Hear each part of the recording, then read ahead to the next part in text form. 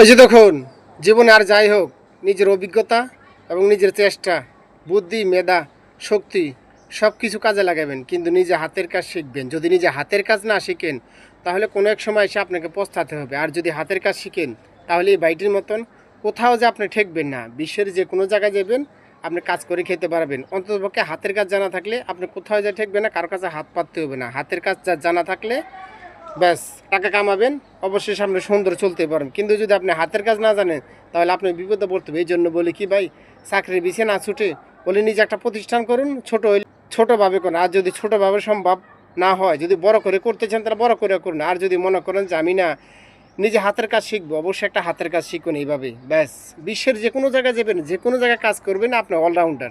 যদি হাতের কাজ জানা থাকে, কোথাও আপনি ঠেকবেন না। অন্তপক্ষে পয়সার জন্য কোথাও আটকিতে হবে না, এটা কথা মনে রাখবেন। কিন্তু আমি যে ভিডিওগুলোতে বারে বারে বলে থাকি ভাই, বলে নিজে একটা প্রতিষ্ঠান করুন, ছোট হইলে অনেক ছোট, তাহলে আপনার সামর্থ্য অনুযায়ী করেন। আর যদি সম্ভব না হয়, তাহলে ব্যাস এভাবে হাতের কাজ শিখুন, যাতে আপনার ভবিষ্যতে কাজে লাগে। সারাটা জিন্দিগি যাতে ব্যাস কাজ করে খেতে পারেন, অন্তপক্ষে অন্যের কাছে হাত পাততে হবে না, অন্যের দিকে চেয়ে থাকতে হবে না, এবং অন্যকে বলতে হবে না আমার কাজ দে, রিজিক দে, টাকা দে, এগুলা দিয়ে। আসলে এগুলো বলতে হবে না। যদি হাতের কাজ জানা থাকে, সব কিছু আপনার দ্বারা সম্ভব, কিন্তু আপনাকে আগে শিখতে হবে।